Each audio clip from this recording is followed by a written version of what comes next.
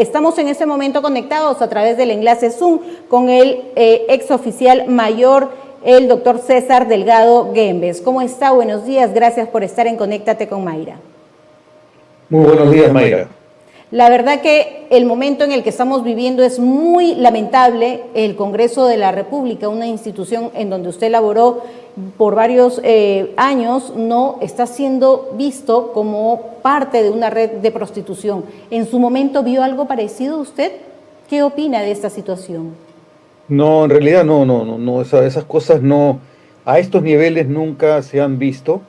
Lamentablemente, para que se confirme y tenga certeza de que la presunción de una red de servicios sexuales en el Congreso es una realidad, se va a necesitar la colaboración de las personas que tienen evidencia de que esto sea así, más allá de las hipótesis o de las sospechas que existen, porque lamentablemente hasta ahora no tenemos más datos. Para que exista una certeza de que eso es así, se necesita conocer quiénes son las personas que efectivamente estarían prestando servicios sexuales, quiénes las contrataron y de qué manera podría existir también una amenaza o algún tipo de evidencia sobre la muerte de la señorita Andrea Vidal. Andrea Vidal. Que falleció el día 17 de diciembre del año pasado.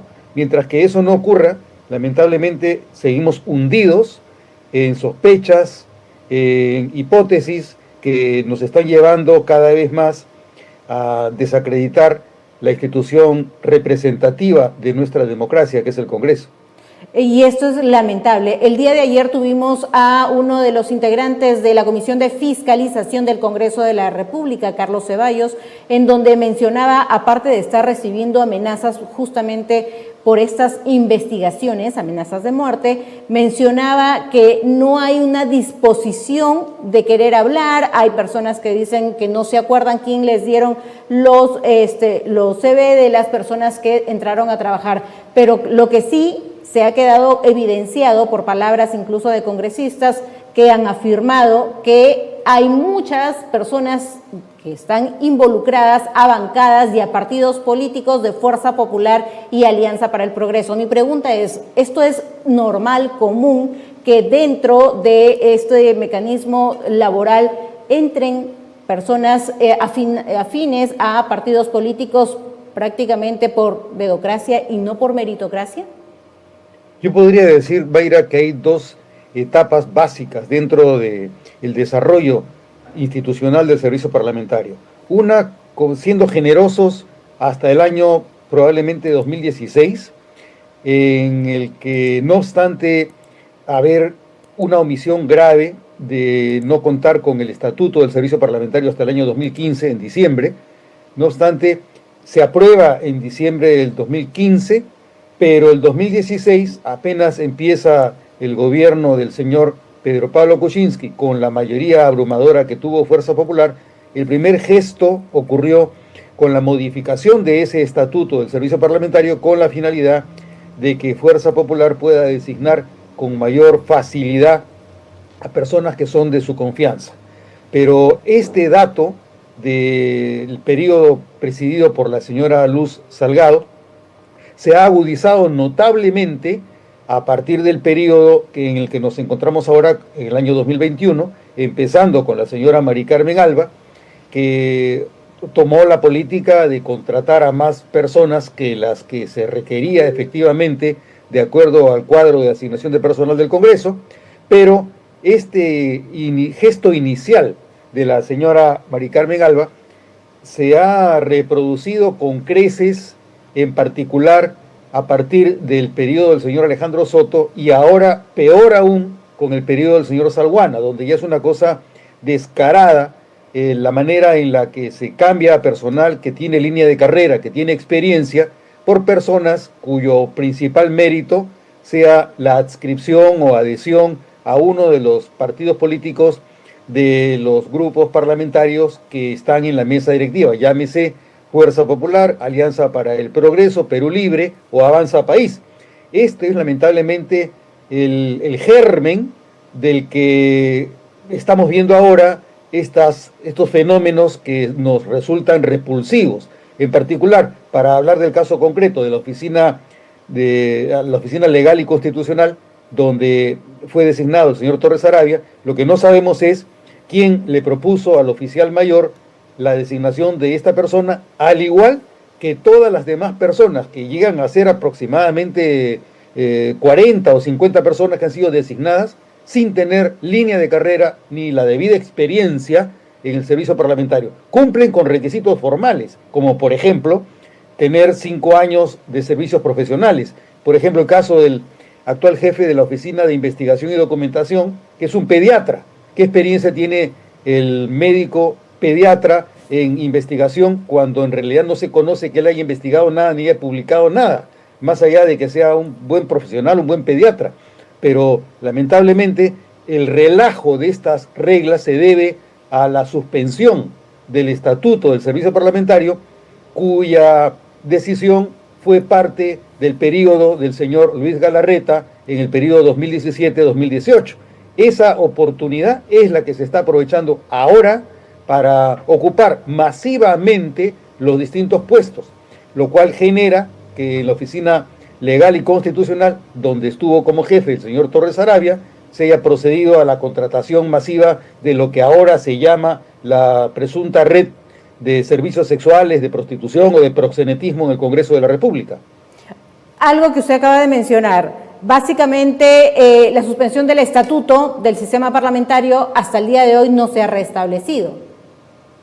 Por conveniencia de los partidos. Mayra, no solamente no se ha restablecido, sino que tengo entendido que existe el propósito de volver a publicarlo, de volver a aprobarlo, pero modificándolo de manera tal que se relajen las normas que se consignó en el año 2015, donde participó parte del servicio parlamentario durante la oficialía mayor de Javier Ángeles Hillman, y se consiguió que hubieran propuestas muy sólidas para que se garantice la línea de carrera y que se valore la experiencia en el trabajo parlamentario. Los profesionales que llegan al Congreso tienen que pasar por un proceso de formación, porque eso no te lo enseñan en la universidad. Totalmente. Eso lo aprendes en la práctica. Y no solamente en el Perú, en cualquier parlamento del mundo, tú llegas al parlamento y tienes que aprender desde abajo cuáles son las reglas, cómo son los procesos y cuál es la lógica del funcionamiento, porque tienes que caminar en el filo de la navaja, entre lo político y lo constitucional, entre lo político y lo legal. Esa es la gran dificultad que tiene quien trabaja dentro del servicio parlamentario, cuyo estatuto ha quedado suspendido. Y que se debería restablecer por el bien de la legitimidad, sobre todo, y recuperar ese nombre del Congreso de la República que está tan desacreditado y manchado. Yo me quiero ir con esta pregunta porque es muy importante. Usted fue también oficial mayor en la Cámara de Diputados del 2091 a 1992. ¿Cómo ve usted esta Cámara, esta bicameralidad en este gobierno y de esta intención y de esta manera cómo se ha venido dando y cómo lo han establecido? Bueno, con mucha preocupación, Mayra, porque primero se ha conseguido el retorno a la bicameralidad dentro de un modelo, dentro de un diseño que pudo haber sido mejor, pero en medio de todo tenemos por lo menos el camino hecho para el retorno a la bicameralidad, donde estimo y creo que pueden mejorarse algo las posibilidades institucionales del Congreso, siempre y cuando, Mayra, siempre y cuando los partidos cambien, siempre y cuando los partidos cumplan con la misión que les corresponde de capacitar a sus militantes para presentarnos candidatos que reúnan las condiciones elementales del perfil del puesto representativo. Si eso no lo hacen los partidos políticos, no hay régimen que nos salve, sea unicameral o sea bicameral. Lamentablemente la democracia representativa depende de manera directa y concreta de lo que hagan los partidos políticos en cumplimiento de la misión política y constitucional que les corresponde. Dicho esto, lo que estoy advirtiendo es que este Congreso unicameral pretende establecerle pautas al Congreso bicameral en ciernes, porque han conseguido la reforma de la Constitución para que este Congreso apruebe los reglamentos del Senado y de la Cámara de Diputados, cuando es cierto que tanto uno como otro de los órganos legislativos, el Senado y la Cámara de Diputados, cuentan con sus propios reglamentos. El reglamento de la Cámara de Diputados del año 1988 nunca se derogó, y el reglamento del Senado tampoco. Lo mismo ocurrió en el año 1980, cuando luego del golpe del señor Velasco en el año 1968, el Congreso no funcionó durante esos 12 años, pero en 1980 retornó el Congreso bicameral y funcionó con el reglamento interior de las cámaras legislativas de 1853. Lo mismo debe ocurrir ahora. Tenemos dos reglamentos y las cámaras, una vez que se instalen, se empezarán con juntas preparatorias de acuerdo a las normas establecidas en esos dos reglamentos, a la vez que tendrán la oportunidad de adecuarlos a las nuevas formas de comportamiento parlamentario y adecuarán sus reglamentos a lo que les parezca. Pero no es lícito, a mi juicio, reformar la Constitución para empoderar a este Congreso unicameral, algo venido a menos por ser generosos, para que sea este Congreso el que dicte los reglamentos de una y otra Cámara. Eso es lo que más me preocupa, por un lado. Y por otro lado, que este Congreso, con la lógica que tiene de la designación de altos funcionarios y del copamiento absoluto de puestos en el Congreso unicameral, pueda invadir con ese personal a las cámaras de diputados o del Senado, proponiéndole a personal que tiene algún tipo de filiación o afinidad con los actuales partidos dentro de la mesa directiva del Congreso. Nos lo dejó muy claro, doctor César Delgado. Creo que estamos hablando de una dictadura parlamentaria que están imponiendo sus propias reglas y normativas para ser beneficiados ellos mismos, porque eso está haciendo el Congreso. Ha sido un gusto tenerlo en el programa y que nos instruya un poco sobre este trabajo de oficialía mayor que está siendo cuestionado también en estos momentos. Muchísimas gracias por haber estado. Buenos días, Mayra. Bien, hemos estado con el doctor César Delgado y la verdad que lo que está pasando en el Congreso es preocupante y alarmante.